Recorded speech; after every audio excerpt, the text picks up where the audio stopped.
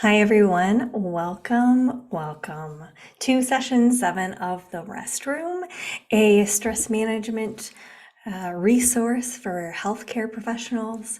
And I'm Karen Doran, your guide and coach. I'm a registered nurse of over 10 years and a certified health and life coach, and I specialize in coaching people in stress management, helping them overcome the stress that is depleting their energy and destroying their health. And I help them redesign their lives to create lives that are healthier and happier and less stressful. So I'm so glad that you're joining me today.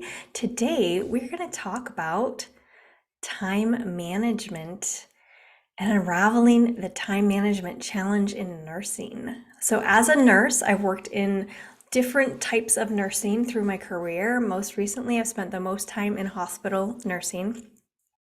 And time management is one of those things that is so critical for not only just your own stress levels, but also just making sure that you're able to deliver the care that you're expected to deliver.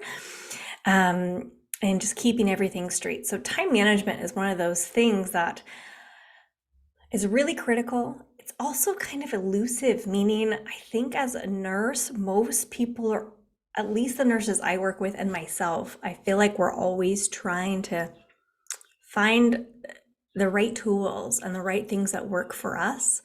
And some shifts are amazing and some shifts are really tough. So I wanted to share these resources with you and talk about this important topic because I think there's a lot to offer you in ways of looking at your day differently, looking at your shift differently, looking at your stress response differently. And I want to offer you tools that I have discovered and want to share with you. So I'm so looking forward to diving into this topic because it's so applicable. So, so a little background on the restroom. So the restroom title comes from the fact that I go by the Rest RN as part of my coaching business name because I help people focus on rest and productive rest and incorporating that into their wellness plan. So the restroom for me is kind of a play on that reality that for a lot of us, the only place we feel like we catch a break is the restroom or the bathroom. Sometimes on your shift, right? You are in the bathroom and your phone is still ringing, or you feel like that's the only time you have to yourself. Outside of work, if you are a parent, often that is the only time you are alone. Sometimes not even that. Often, if you have small children, you're not even alone in the bathroom. So I would like this to be a place where you come for a break, where you feel taken care of, where you learn simple, powerful habit changes to decrease your stress and really just feel like you are being heard and listened to and taken care of. So welcome. And I'm just so glad to be able to be a part of this conversation with you. So let's talk about time management. Time management is one of those things that we think we might be good at, and then some of us know we're not good at it all. And it is a learned skill and trait. I wouldn't say trait, it's a learned skill. Time management can really be something that you learn, and habits and mindset shifts and things that you can improve. So it's something that if you are not good at it, or you don't feel like you're good at it, you feel like you're always just running, struggling, stressed at work because of all the things you have to do, I would just offer you that hope that it can get better and there are things that you can try. So I'm offering this to you as a way to maybe get some new ideas and pick one or two things that resonate with you and try them out.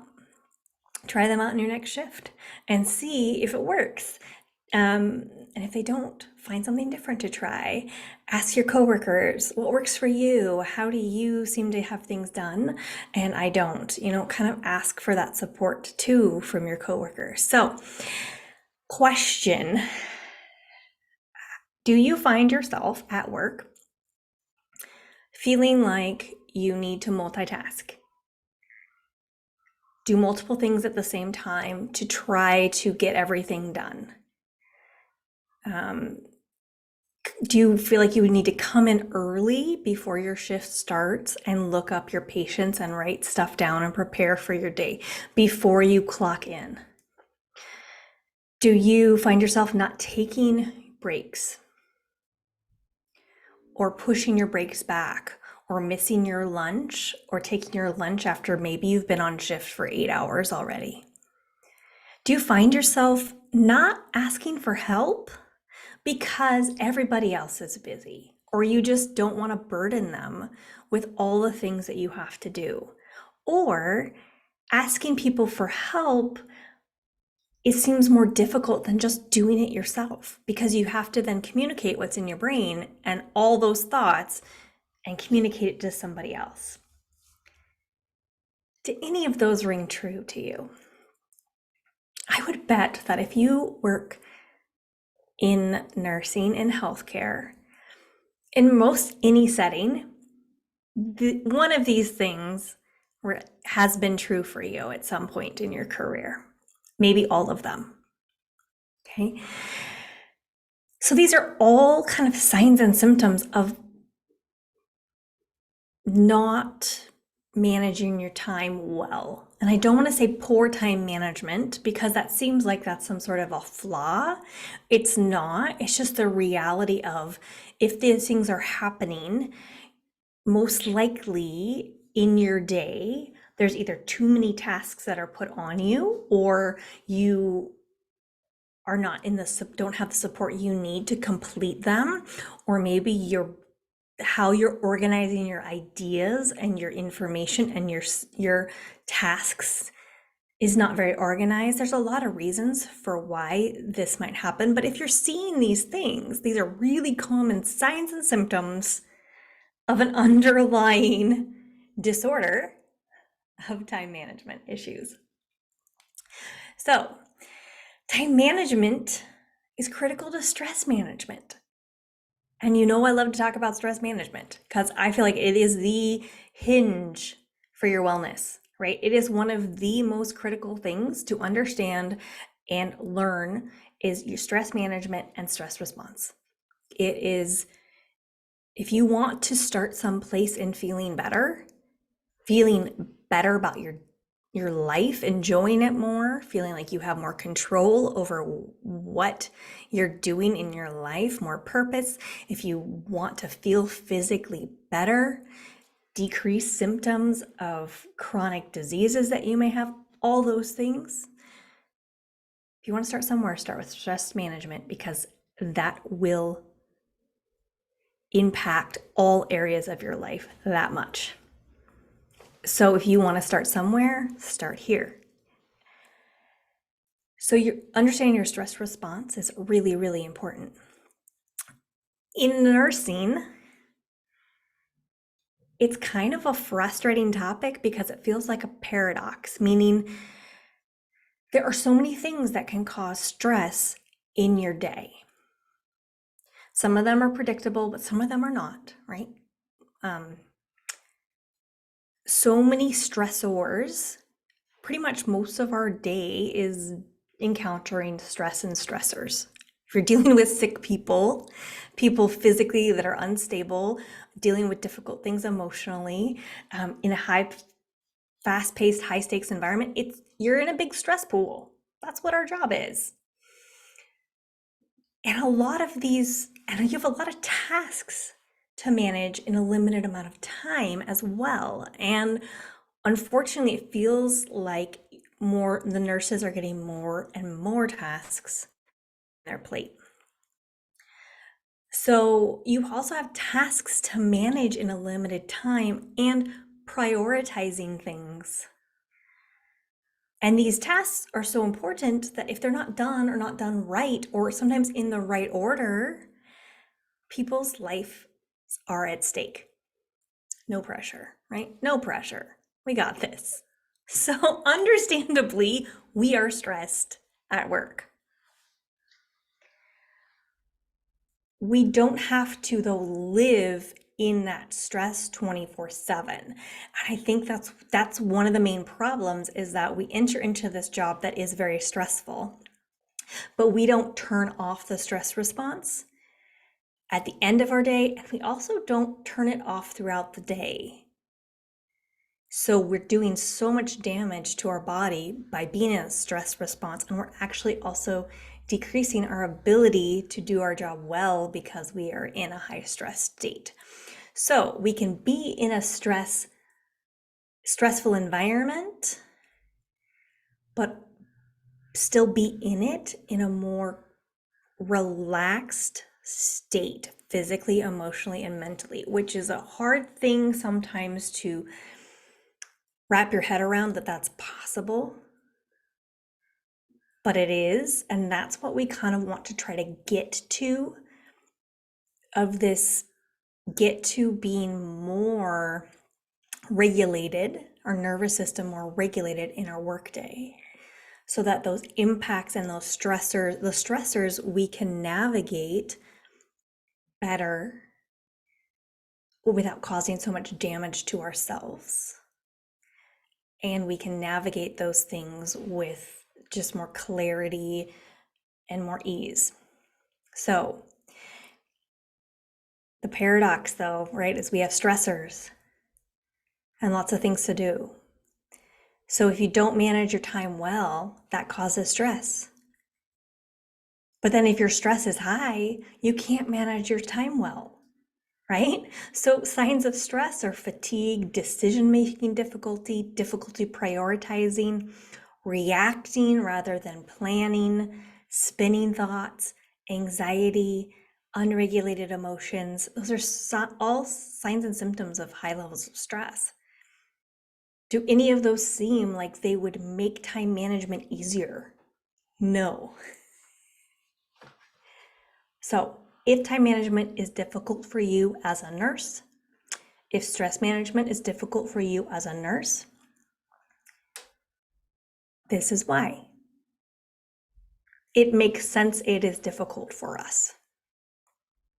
So that's why I'm doing what I'm doing, because the nature of our job makes these things difficult, and we need more training and resources to manage it, work through it, and learn how to have the tools to learn how to make this work and enjoy our profession again and do it well. So this is hard stuff. And if you're struggling with this, you are not a failure. You're not a bad nurse. You're not messing up. You're just in the reality of our profession. And you just need some extra skills and practice to get better at it. Like if you are not really great at starting IVs, how do you get better? You do more and you practice more. And you listen to people and watch people who might be really good at them. You change your mindset around them. You go into the room being like, yeah, I can do this. I'm good at this. And you try. And the practice, you get better at that skill, right? So getting better at a clinical skill is similar to getting better at a skill like time management and stress management. It takes practice, support, mentorship, resources, but it's possible. So we're going to do it together. So let's talk about these 4 things we talked about, signs and symptoms of difficulty with time management and stress, because these are 4 main things that I see as very common in colleagues and in my own journey and in nurses in general. And I might say something that's a little frustrating, and that's okay. I'm going to get you to think. These are all really big mistakes that we make. They seem like they are things we have to do because of the time management and the stress, but actually these things are not serving us, and I'm going to invite you to look at them differently. So let's talk about them one by one. Multitasking. Usually when we have a lot on our plate, quite a lot of us, especially a lot of us who want to be efficient, try to multitask, meaning doing multiple things at once. You might have, you're going to get up and you need to go to the supply room. And so you're going to get supplies for 4 different patients. And then you're going to go by the front desk and get something else for another patient. And then you're going to go to this room first and do this. And then this room second and do this. And then this room third and do this. You're trying to be efficient, right? And get everything done in a certain order. There's a difference between being efficient and systematic and multitasking. And it's really important to know that research shows multitasking is a myth. What? Multitasking is a myth, meaning, do you believe that you can actually do 2 things at the same time? If you do, that's a lie. Meaning, they have done studies on the human brain, and our human brain cannot focus fully on more than one thing. We do best, our brains function best with singular focus. So, when we are trying to, let's say we're in a patient room, we are pulling up their meds and they're in the bathroom, and then maybe we're going to check the chart while they're not in the room, obviously, and of another patient and see what needs to happen there. And we're trying to call the doctor on another patient while this patient is, that kind of splitting of our brain too much actually decreases our effectiveness and decreases the effectiveness and the quality of the output that we do. So, and it actually kind of increases our stress because our brains we're task switching. We're not multitasking. I think that's a great way to look at it. We're task switching, not multitasking. So every time we're task switching, our brain then gives its focus to the thing we're switching to and then has to refocus on the thing we're going back to. So we think that maybe it's like a computer, where you have multiple windows up and they're all doing their own thing and you can just switch between one or the other. The brain really doesn't work like that. So how does this apply to work in the hospital or work in the clinic or work as a nurse? I want to offer you to look at your workflow and see if you run into the habit of task switching, meaning being pulled multiple different ways in your brain and trying to do 2 or 3 different things at the same time. I'm going to offer that that's actually increasing your stress level, decreasing your efficiency, and actually increasing potential for errors. And all those things seem much more stressful to me. So what I want to offer you is developing some way to take all that extra input of things that you need to do, but try not to task switch as much. So do one task, complete it, then move on to the next. And you will actually find a lot less stress in your brain, and you'll actually probably be much more efficient. And a quick example of this is, if you're trying to chart and you keep getting, call lights are going off, people interrupting you, blah, blah, blah. It takes a long time to finish your note, right? It takes a long time. But if you are in a quiet corner with nobody bugging you, you could probably get that note done in 3 minutes because your brain is focused. So figure out brainstorm ways that you can try not to task switch as much. simple way that I have done in those situations, like where I may be a charge nurse and people are calling me all over the time, all over the place, and I'm trying to get one thing done, I will just write it down.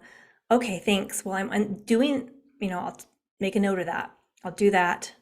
And then I just kind of work my way down the list. So the input is written down someplace, right? So I'm not going to forget it, but it allows me to then prioritize and not have to just be reactionary. Okay, I hope that might be helpful for you. Next, this is the next thing that people tend to do to try to minimize or improve their time management. And this one I'm going to get all fired up about. Watch out. Coming in early to look up your patients. So I'm not talking about clocking in 5 minutes before shift starts, going to huddle, maybe having your computer at the same time, and just looking up basic things before you get report. I'm not talking about that. That's just normal workflow. I'm talking about coming in half an hour before your shift even starts, not clocking in, and asking for your patient assignment and looking up everything, writing everything down, reading all the notes so that you're ready to go when your shift starts at 7 or 6 or whenever your shift starts. Okay. I get fired up about this because, first, let me just preface, I get why people do it. I'm not trying to shame anybody for doing this. I'm not trying to, I don't want this to become off as a negative against the people that do this. But I feel like it's a very damaging practice, not just for you as an individual nurse, but for the nursing profession in general. And I'm going to tell you why. Okay, get ready. You are giving away your time. You're not getting paid for that time. So if you're coming in early and not clocking in, you are not getting paid for that time. So it's giving an unrealistic expectation to your employer of the time that it actually takes to care for the patients that they have given you. My thought is that as nurses, we need to be very, very diligent about showing what it actually takes to take care of the patients that we're given. And if we are needing more resources, if we're needing more staff, if we're needing more trainings, we need to advocate for that. Because if we don't, and we're just doing things because we just need to figure it out and get it done, then our employers are not really doing their job. Our job is to show up and take care of our patients, right? Using our skills and our training. Their job is to provide those resources so that we can do that. When we are giving away our time, it's a false expectation too of what it takes to take care of patients. Okay. Next, doing that as a habit can lead to a lot of inflexibility with you as a nurse. Meaning, you come in half an hour early. Maybe the assignment's ready. Maybe it's not. Sometimes we don't know. Staffing changes last minute, right? But let's say you get your assignment and then staffing does change. And you've looked up all these patients and now you have to float or you have to get a whole new assignment. It can cause a lot of conflict for people because often you do that. If this is something you do, I want to just invite you to be curious about why you do it. Often they do that because it is a way to manage the anxiety of the unknown of their patients. So if you get a patient shift, that's the anxiety right there popping back up for you. And if you don't have that tool of looking stuff up and being ultra prepared, you're going to be even more anxious. So the practice of coming in early, unpaid, to look up all the information so that you feel like you know everything, I believe decreases trust in yourself and your skills and training as a nurse. It encourage you or build your belief in yourself.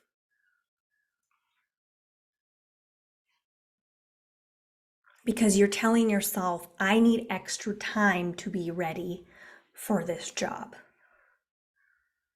Because there's something about me that might not be good enough, or, right? I need extra time. Now, I'm going to go out and say that you know what's best for you.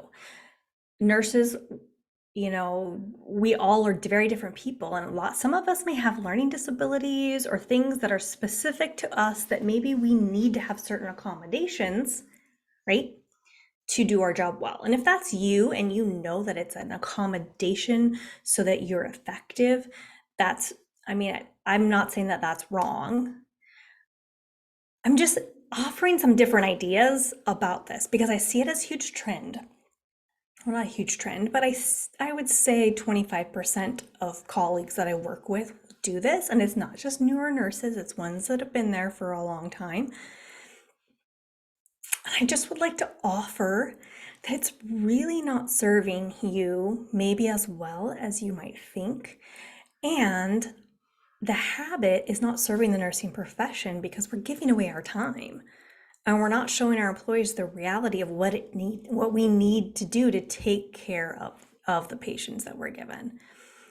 And it leads to some inflexibility. It can, and it's almost feeding that anxiety because you're getting there early rather than trusting a little bit more in yourself and your ability to start the day with the tools that you have and move forward.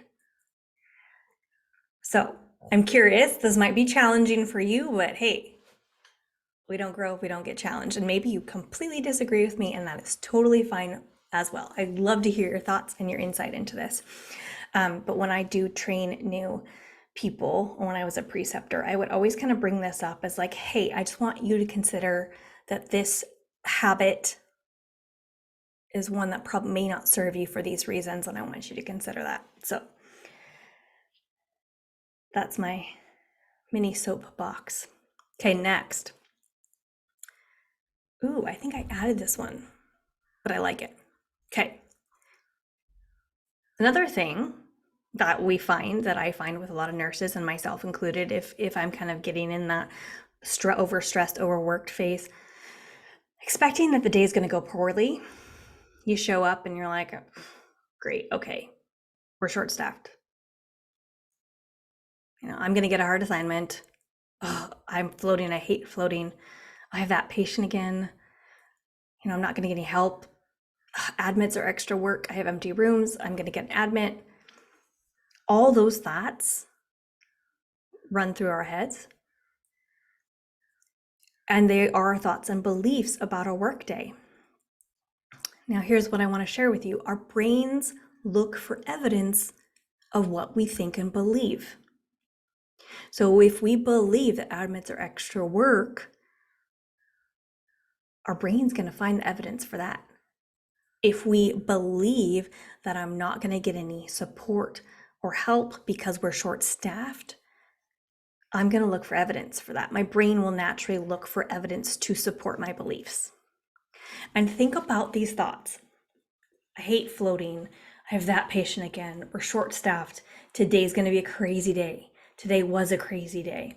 How did those thoughts feel in your body? To me, they feel heavy, kind of anxious, like I feel a little bit of flutters in my stomach. I just feel kind of like, ugh, yucky, fatigued. What kind of results do you think that those thoughts are going to produce for you in your shift? How much stress is actually being caused by those thoughts? How much mental energy, physical energy are those thoughts costing you? Those thoughts are actually costing you physical, mental energy and increasing your stress level.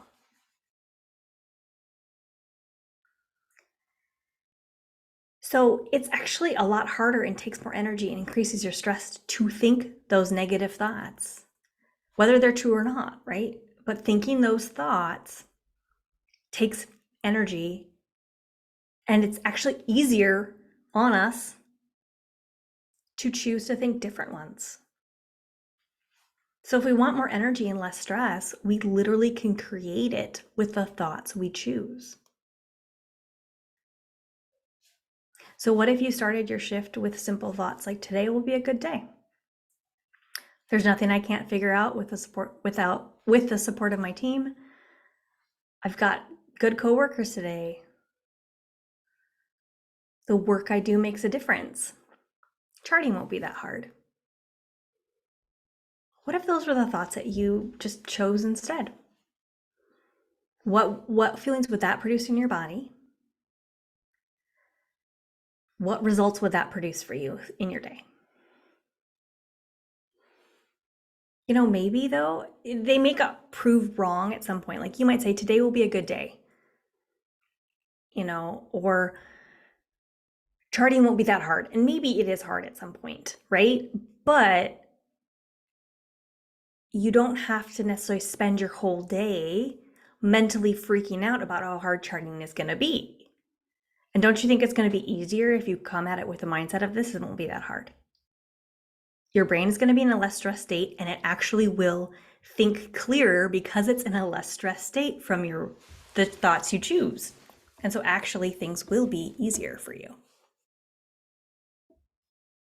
So just some thoughts to offer. I'm curious, what might you choose to think about instead?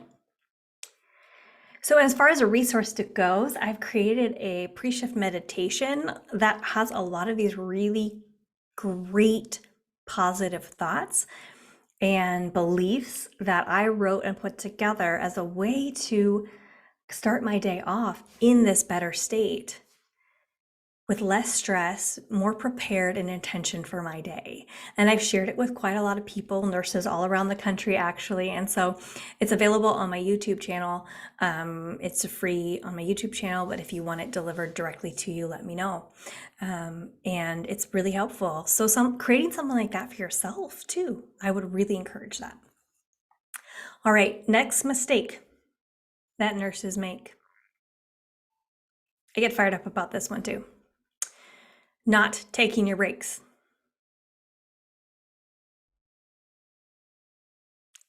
Your brain does not work as well without rest, food, and water. Delaying something for 15 minutes, unless it is a critical situation like someone is dying, is not going to be that big of a deal.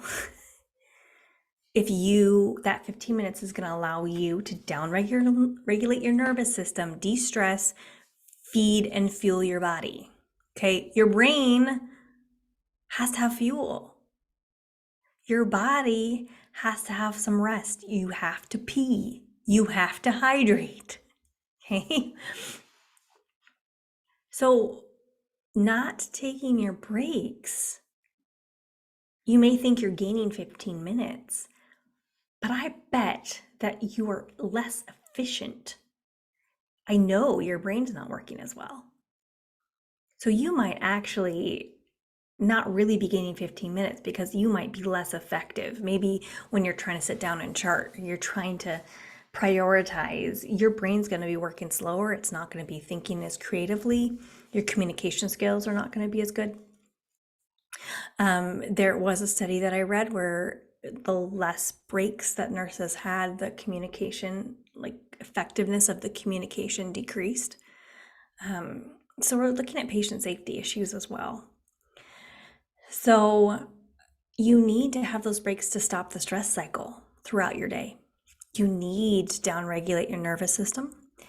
And also, let's just look at the culture of nursing. If we care about our profession, we also need to set up our workflow to promote health and promote rest and to promote taking care of ourselves. So when we stop taking our breaks and we just push through, it just feeds that culture of unhealthy habits, and it's not adding to our culture a good work environment. If nobody's taking their breaks, everyone's super stressed, nobody's eating, nobody's taking breaks, right? Do you think we're gonna wanna work well together? Like, I don't know about you, but I get hangry. Like, I am not a happy girl if I don't have if I don't take the time that I need for myself. And so I'm not gonna be a great coworker, as good as I could be, right? So we need to really take those breaks. They're legally implemented as well, right? So we need to take them. Also, our companies need to see what it really takes to take care of the patient. Like if you're working in a clinic and they're booking you with so many patients or calls and you're not able to take your lunch break, you need to say something. They need to figure out a different workflow or hire somebody new, right? Nothing is going to change if we don't change it, if we don't say something about it, if we don't challenge these systems that are essentially killing us and making us leave the profession. We need to get our own habits in line, and then we need to advocate for it to be part of the normal workflow, for everybody to get their breaks, for that to be a culture where it's easy to do, where people help each other out, and where the administration supports you in taking your breaks. Because legally they're required to. So we need to take that right and take care of ourselves. Okay, we've been through a lot of school, a lot of work, hard work to get to be a nurse. And I would hope we'd want to do it for longer than, the statistics now are pretty sad as far as how long people are staying in the profession. It's not very long. It's only a few years. And we've worked really hard to get here. So I'm just going to offer that if nothing's going to change if we don't change, right? So we need to take our breaks. And there's lots of ways to start to do that. I know it's hard. Guys, I'm not saying that I'm perfect at it. I don't ever skip breaks. Sometimes, it's crazy in that, maybe you have a critical patient or there's a lot of things going on, right? But that shouldn't be the norm. That shouldn't be the norm. Okay. Next thing that people do that they think is going to save them time, and it really does not asking for help because everyone else must be busy and you don't want to burden somebody else. Right? Oh, they're really busy too. I just, I don't want to burden you. Okay. First, we can't assume that everyone else is busy. Just keep, we don't know. And I know that when I'm working and maybe my load is okay, and I found out at the end of the day that my coworker right next to me didn't get their breaks and was slammed, like I feel really bad. I could have helped, right? I would have been happy to help.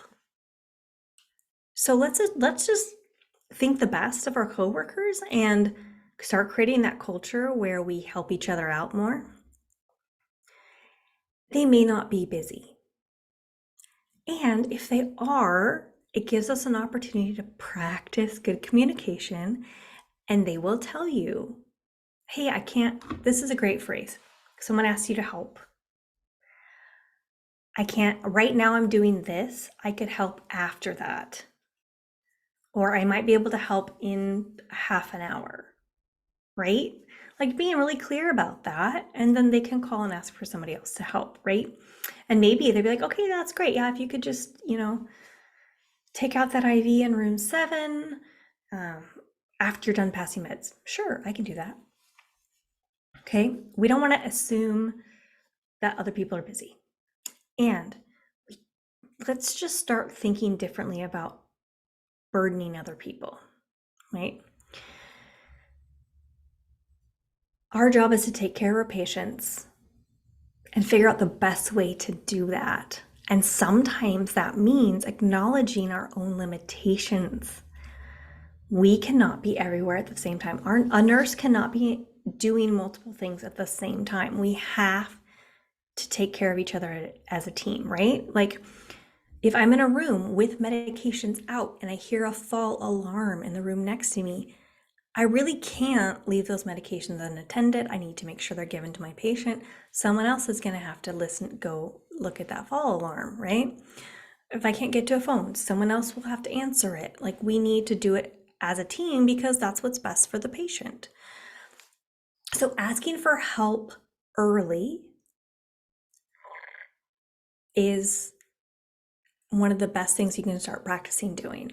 It's best for you so you don't get behind, right? If it's noon and you're still passing 9 a.m. meds, ask for help. Don't wait until 2 in the afternoon, right? Hopefully you could ask for help earlier. It's best for the patients because they can get more timely care. If you are in a room and you know you're going to be in there for 45 minutes doing something complicated, and you know you have a patient that would really need pain, really should have some pain medicine in the next 15 minutes, it's best for the patient to ask for help for someone to go get them pain medicine, right? It's best for them. And it's also best for your unit. Can I just say that when I have been a charge nurse, my job is to help people out. That is my job. And it's also my job to try to understand the load on the floor and then to request staff for that load. So if you have patients and you are dying and you don't ask for any help, meaning like you're so busy, you are drowning and you're not asking for any help until 6 p.m. at night after 11 hours of a shift, and I've already requested staff for night shift because I didn't know how bad your group was, we could have, that's too late. And we could have maybe gotten help earlier in the day for you. So looking at the big picture, it helps the unit when people understand and know where those hot spots are and know kind of, where do we need to give most attention? And it helps keep our patients safer when we can staff better. Okay. So this is a hard job. What we do is a really hard job. There should not be an expectation or a belief that we can't ask for help. It's best for the patients. It's best for us. And it helps create a better work environment when you are asking for help from each other. And the process of asking for help actually also allows us to prioritize. Verbalizing something, right? So many of us don't like to delegate because we don't want to have to actually verbalize what's going on in our head. It's just, I'll just do it. It's just easier. I'll just do it. Don't worry about it. But we have to verbalize it and say, hey, I really need some help. Someone says, oh yeah, what can I help you with? You have to think and prioritize, and that might be the best thing you can do, right? Thinking it through and be like, actually, I think I'll be okay. I really don't have as much as I thought I did just because I stopped and processed it. If you could do this for me, then I should be able to do everything else. I think we're doing fine. Perfect, right? So, top now 5 mistakes that I see people doing to try to improve time management or to try to address the paradox of not having enough time to get everything done in nursing. Multitasking, coming in early to look up your patients, unpaid. Your mindset, expecting the day to go poorly, not taking your breaks, and not asking for help early enough or at all because you think that you'll be a burden or other people must be too busy. Okay? These are things that we can start to shift, right? We can start to look at a little bit differently. And I just want to encourage you, I hope this was challenging in a good way, to really try to see if there might be some things that you can shift to decrease your stress. So some reflection questions I have for you, what are the major stressors in your day? Sometimes we don't really know what they are. So write down what are the things that what are the things that if they didn't happen, it would be a good day? What are the things you don't look forward to? Sometimes those are the stressors. And then what are the times in your day where you feel the most stressed? So reflect on that and then take a look at those things and see, are any of these things I could maybe actually change with just a simple process change or a mindset shift or asking for a resource here, asking for help? Like, are these things that I could potentially improve? And what are some different thoughts that you can try on for your workday? This isn't false positivity, all right? This isn't like everything is great, when it's really not. This is learning to have control and intentionally create thoughts and beliefs that will serve you and move you in the direction that you want and create the results that you want.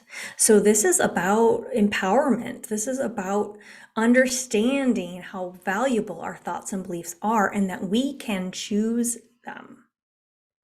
And we can choose ones that move us in the direction of the way that we want to go. We do not have to just be reactive to everything around us. We can be proactive, not just in our actions, but first starting in our thoughts. So what are some different thoughts that you can try on? So as a quick little list of things to try for your work shift that may improve time management, decrease stress, and hopefully just improve your experience of your work day, here's a little rundown list for you. Start with your mindset. Examine the thoughts you have about your day. Choose some thoughts that will produce better results for you. And it could be as simple as, I am good at my job.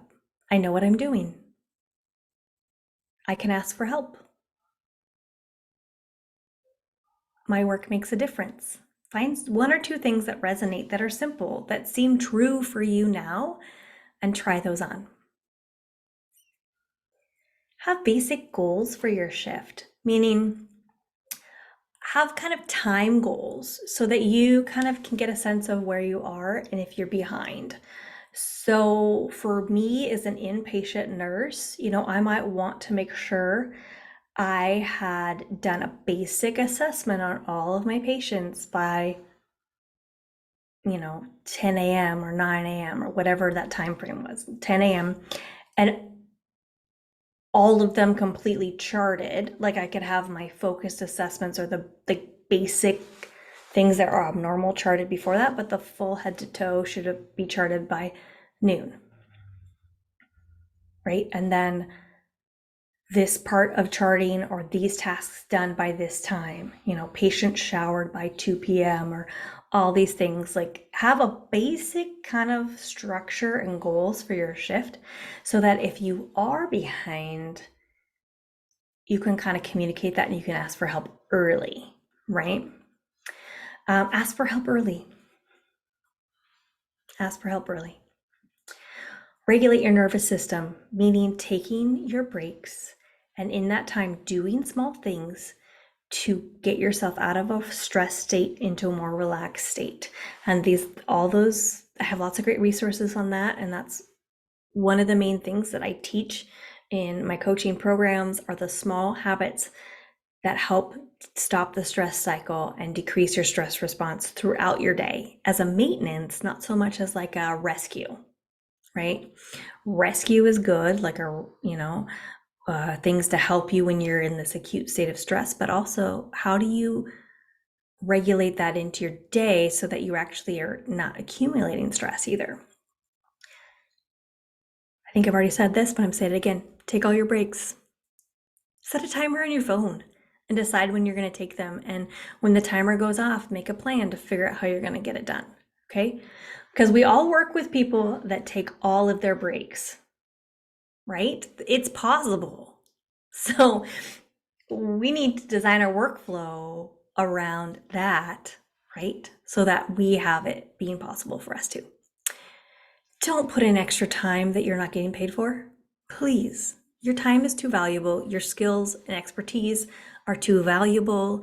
And as a nursing profession, we need to show our employers the value of our work, and they need to understand what it really takes to take care of people. Please get paid for your work. You're amazing. Create your own tools and processes if you need to. Create your own report sheets if the one being provided by your hospital is not working for your brain, it's stressing you out. Find something different. Etsy has so many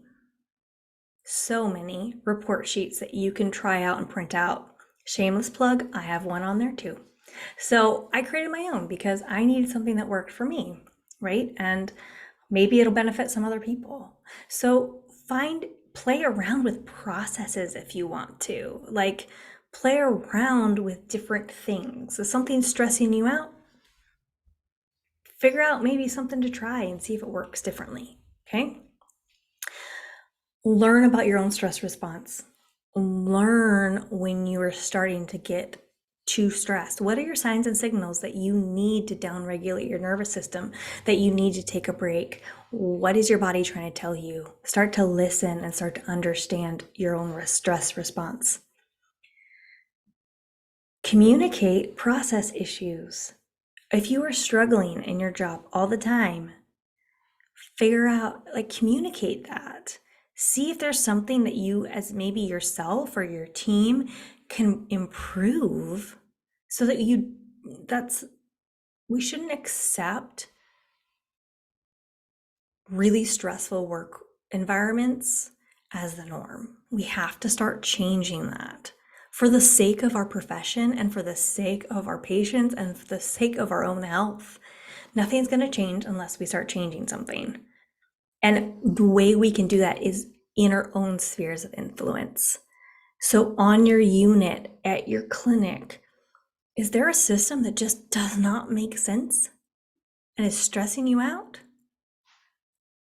See if you might be able to change it. Maybe just nobody's asked before, or nobody's had that idea before, right? We as nurses are innovators by design. We see problems and we think of what might be causing this problem? What's going into that? How might we solve it?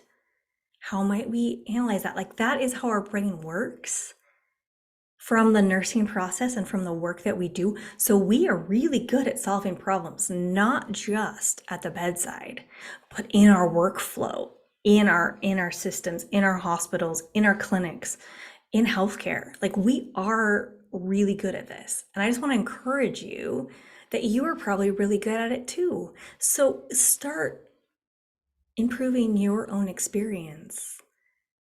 Start empowering the people around you to maybe do that with you.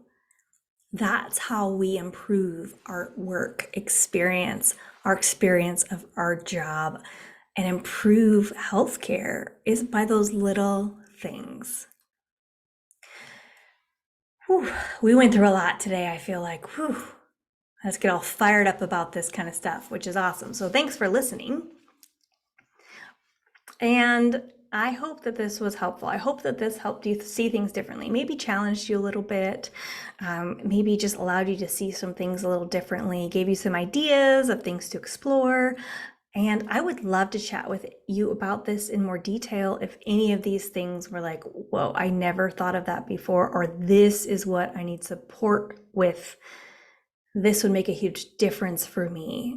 Let's talk, because this is what I do. This is what I want to help you with, is improving your daily experience of your life and of your career so that you can be healthier and happier. You deserve that, and it's possible.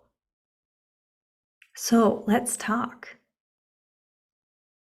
Thank you for the amazing work that you're doing, for sticking in there and working through all this, being in healthcare in a very stressful environment, for all that you're doing. It's not easy, but it is seen and appreciated by me and by, I know, a lot of people as well. So thank you, thank you. Thank you for sharing this space with me. And I hope that we can continue to share this space and just support each other and improve our lives by decreasing our stress response and understanding how to live a more restful and productive life. Rest well and live well. Take care.